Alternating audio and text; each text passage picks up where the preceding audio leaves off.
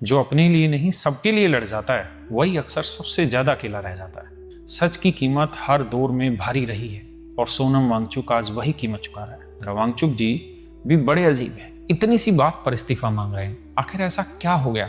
कुछ लाखों बच्चों का ही तो भविष्य दांव पर लगा है। किसी ने पूरा 1 साल बंद कमरे में बिताया और बस 20-21 बच्चों ने आत्महत्या की। अब इतनी सी बात पर अगर मंत्री इस्तीफा देने लगे तो हर साल नया मंत्री शपथ लेता दिखेगा।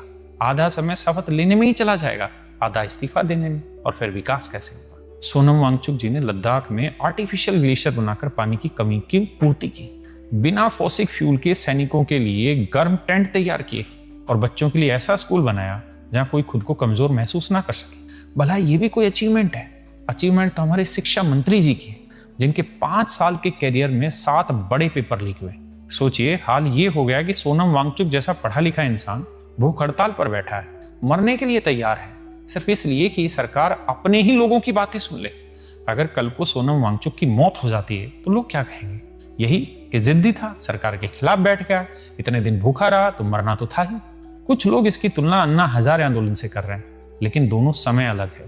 तब लोग किसी के अनशन पर बैठने से बेचैन हो जाते थे, लोगों को फर्क पड़ता था, इसलिए सरकार को भी डर लगता था।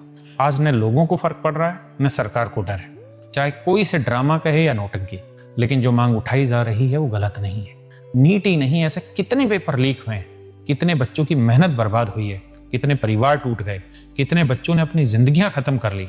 शिक्षा में भ्रष्टाचार के खिलाफ आवाज उठाना राजनीति नहीं है, ये देशभक्ति है। लेकिन आज हमारी देशभक्ति क्या रह गई है? साल भर कुछ नहीं बोलेंगे, लेकिन जब 15 अगस्त आएगा सब लोग तिरंगे वाला स्टेटस लगा देंगे। देशभक्ति सिर्फ स्टेटस लगाने से नहीं आती। देशभक्ति तब होती है जब देश के बच्चों के साथ गलत हो और आप चुप न रहे। अगर आप इनके साथ जाकर खड़े नहीं हो सकते तो कम से कम अपनी आवाज सोशल मीडिया के जरिए तो उठा सकते हैं। कम से कम इतना तो पता चले कि हम अभी भी पूरी तरह खामोश नहीं हुए, वरना कल अगर एक और इंसान चला गया तो हम भी वही करेंगे जो हर बार करते हैं, 2 मिनट दुख जताएंगे और फिर अगली खबर का इंतजार करेंगे।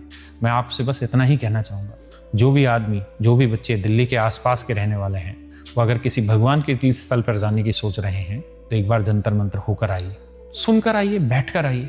और अगर आप दूर रहते हैं, आने जाने में समर्थ नहीं हैं, तो चाहे वो अपने कमेंट्स के थ्रू हो, वीडियो शेयर करने के थ्रू, अपने स्टेटस लगाने के थ्रू हो, हर तरीके से अपनी आवाज़ उठाइए।